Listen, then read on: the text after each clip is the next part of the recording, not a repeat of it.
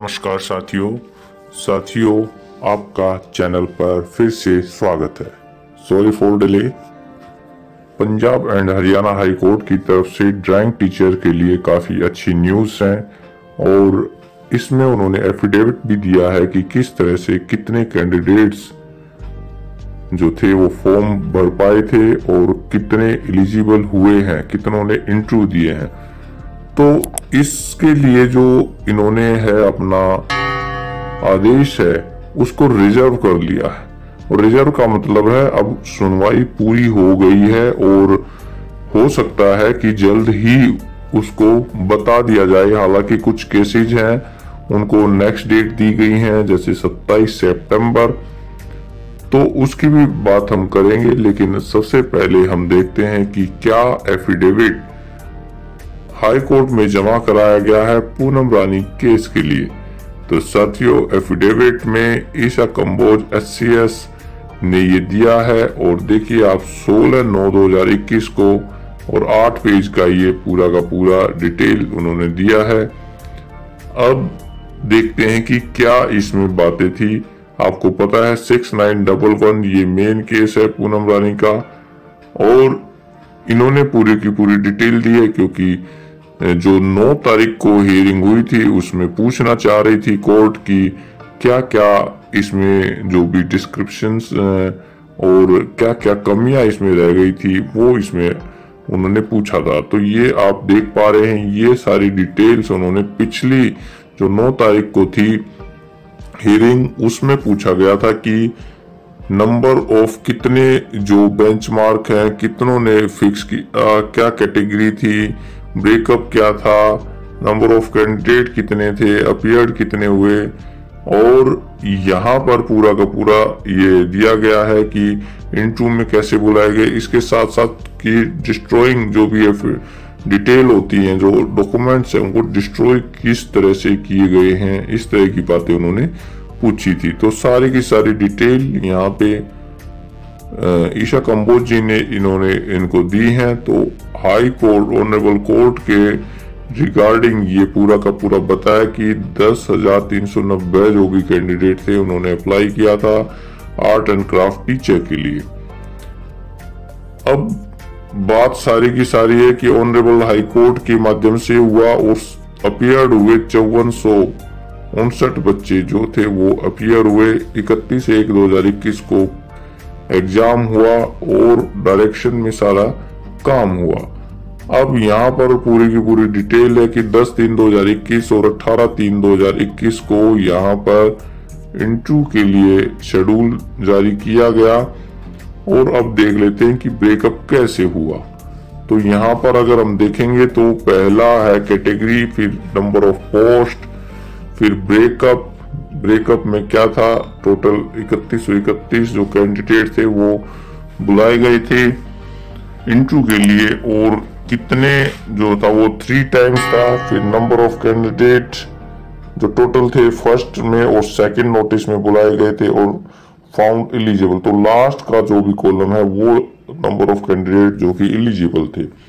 अब हम सबसे पहले जर्नल की बातें करें तो जो पोस्ट थी हमारे 387, तो यहाँ पर टोटल थे 1720 जो कैंडिडेट थे वो मिले थे और इन्होंने जो नंबर पाए थे।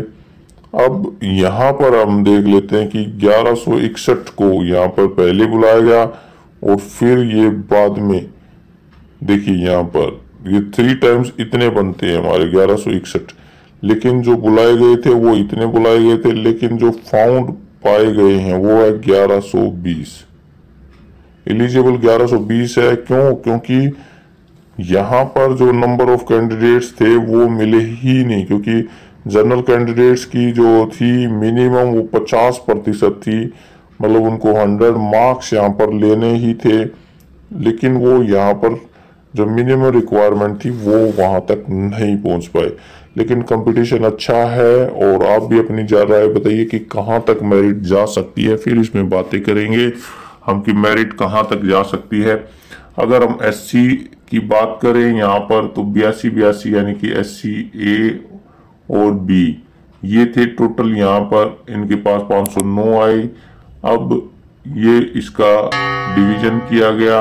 अब यहाँ पर कितने गए, नंबर ऑफ कैंडिडेट्स का मिला और 447, यहाँ पर 447 का जो इंटरव्यू लिया गया। ये भी कैंडिडेट कम थे क्योंकि इनकी जो मिनिमम क्वालिफिकेशन थी उसमें 45% जो था वो मिनिमम आना चाहिए था। अब बीसीए में और बीसीबी में काफी टफ कंपटीशन है और यहाँ पर काफी बच्चे जो थे, जो कैंडिडेट्स थे वो आ चुके थे। अब 131 टोटल पोस्ट थी और यहाँ एलिजिबल 393 ही आ गए। तो एग्जैक्ट 3 टाइम्स मल्टीप्लाई बाई अगर 3 करे तो इतने ही एलिजिबल आए। तो यहाँ पर मिनिमम से ऊपर ही यहाँ पर मेरिट रही। अब बीसीबी में 88 थे तो 270 यहाँ पर टोटल मिले हैं जो कि फाउंड एलिजिबल है। इस तरह से ईएसएम, ईएसएमडी, ईएससीएम आदि के भी ये कैंडिडेट्स यहाँ पर मिले हैं। तो इस प्रकार देखेंगे कि लगभग कैंडिडेट्स पूरे हैं। जो बहुत सारी ये बातें चलती थी ग्रुप्स में और इंटरनेट पर कि कैंडिडेट्स बहुत कम है, ऐसा कुछ नहीं है। काफी टफ कंपटीशन है और इंटरव्यू का भी काफी अहम रोल यहाँ पर रहेगा जो 25 मार्क्स का है। तो हाई कोर्ट के माध्यम से यहाँ पर सारी बातें हुई हैं और कुछ एप्लीकेशंस ऐसी थी जो कि बाद में जमा कराई गई थी और उनका जो रिजल्ट था वो बाद में आया था। तो यहाँ पर 6911 जो हमारा मेन केस है उसमें भी कुछ कैंडिडेट्स जुड़े हुए थे। तो काफ़ी यहाँ पर रद्द कर दिए गए हैं और कुछ में जो एसएससीसी ने कुछ अच्छे काम करके और उसको ठीक कर दिया है अपनी लिस्ट को। तो यहाँ पर ज़्यादातर का जो केस था वो था कि एजुकेशनल जो क्वालिफिकेशन थी वो आफ्टर कट ऑफ डेट थी। तो आफ्टर कट ऑफ डेट वाले थे वो उनको कुछ को रोका गया है, कुछ नॉट एलिजिबल करके हटा दिए गए हैं। जैसे नॉट एलिजिबल करके कुछ के नंबर दिए गए हैं। इस पे मैं ज़्यादा आपसे बात नहीं करूँगा क्योंकि बहुत सारे नंबर ऑफ एलिजिबल जो कैंडिडेट्स थे उनको यहाँ पर नहीं शामिल किया गया। तो क्योंकि 2 बार यहाँ पर 14/8/2006 और लास्ट जो कट ऑफ थी वो 21/8/2006 थी। तो उसके बाद में जिसकी भी क्वालिफिकेशन थी वो एलिजिबल नहीं माना गया। तो इस तरह से ये ईशा कंबोज जी ने पूरे की पूरी डिटेल दी है और इसके साथ साथ जो बताया गया इन्होंने कि जो उसको डिस्ट्रॉय करते हैं, जब से उन्होंने यहाँ पर आए हैं तब से उसके बाद में कोई भी डॉक्यूमेंट्स डिस्ट्रॉय नहीं किया है। और इसके साथ साथ लगभग जो हमारे 816 थे तो 780 के करीब जो डायरेक्टरेट है एजुकेशन डिपार्टमेंट हरियाणा उसने इनके पास डिटेल भेजी है कि इतने कैंडिडेट्स जो लगे हुए थे। तो इस तरह की ये डिटेल्स थी। तो अब हम पहुंचते हैं अपने जो मेन साइट पर और देखते हैं कि क्या स्टेटस वहां पे शो कर रहा है। तो यहाँ पर हम आ गए हैं जो कि हरियाणा हाई कोर्ट का, Punjab and Haryana high court का मेन पेज है। और यहाँ पर हम केस जो हमारा है 6911 इस पे हम देखते हैं। ये मेन केस डिटेल है। यहाँ पर आप देखोगे कि नॉट अवेलेबल है, नेक्स्ट डेट ऑर्डिनरी था और यहाँ स्टेटस रिजर्व्ड आप देख पाओगे कि रिजर्व कर लिया है क्योंकि जो भी बहस थी वो सारी कंप्लीट हो गई है इस केस की और अब उसमें कुछ भी बाकी नहीं है। तो रिजर्व कर लिया है। रिजर्व में देखते हैं कि वो कितने दिनों में होगा। और अगर हम देखें तो यहाँ पर जो हमारा जो केस है शुरुआत जहाँ से कि स्टे मिला था वो कब से मिला था। अब आप देखिए कि 23 मार्च 21 यानी कि 23 मार्च 21 में स्टे मिला था। तो उम्मीद है कि इससे पहले, क्योंकि 6 महीने तक ही स्टे रहता है और अगर वो करना पड़ेगा तो हाई कोर्ट के माध्यम से उसको आगे एक्सटेंड करना पड़ेगा। जनरल केसेस में 6 महीने तक रहता है। तो यहाँ इंटरिम ऑर्डर जो था वो यहाँ पर आया था क्योंकि ये आपको ध्यान है कि जो एचएसएससी ने सेम डे में इंटरव्यू था और सेम डे में ही न्यूज़पेपर में वो पब्लिश हुआ था। तो वहाँ से स्टे इस पे लगा था। तो उसके बाद में आप देखोगे कि हो सकता है 23 मार्च के बाद में, यानी कि 23 सितंबर से पहले कुछ गाइडलाइन या इसको रिजर्व जो रखा गया है उसको डिस्क्लोज कर दें। इसके अलावा 27 सितंबर भी बहुत सारे केसेस अभी कुछ बचे हुए हैं, जैसे कि कटिंग का जो था OMR सीट पर, वो अगर फिजिकल हियरिंग होती है तो वहाँ पर जो जज साहब हैं वो उसको अपने पास बुला के देखेंगे कि क्या ये चीटिंग का केस है, क्या है।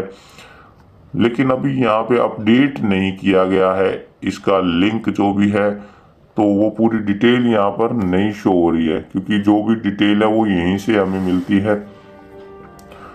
तो ये क्लियर हो गया है कि हमारा जो केस है वो ख़त्म होने की कगार पर है और रिजर्व कर दिया गया है। इधर KU के जो स्टूडेंट हैं, जो कैंडिडेट्स हैं, वो ये चाह रहे हैं कि पहले हाई कोर्ट का डिसीजन ना आए और सुप्रीम कोर्ट का जो भी उसमें डिसीजन है वो डिसीजन पहले आए और उसके बाद में ये आए। तो हो सकता है जज के सामने भी ये बातें रखी गई हों और उनसे भी ये गुजारिश की गई हो कि पहले हाई कोर्ट का ना दिया जाए डिसीजन, पहले सुप्रीम कोर्ट का डिसीजन आ जाए, इसलिए ये रिजर्व रख लिया गया हो। आप क्या कहते हैं कमेंट बॉक्स में ज़रूर बताइए, और ये वीडियो आपको अच्छी लगे तो इसको लाइक और शेयर करें। चैनल पर अगर नए हैं तो चैनल को सब्सक्राइब करना ना भूलें। आपसे ऐसे ही मुलाकातें होती रहेंगी। और रही बात कट ऑफ की, तो कट ऑफ के लिए वीडियो बनी हुई है, आप जो लिस्ट में जाकर के उसको देख सकते हैं, प्लेलिस्ट में जाकर के, और अपने कमेंट्स जरूर बता सकते हैं। तो साथियों, वीडियो पर आने के लिए आपका बहुत बहुत धन्यवाद। Thank you.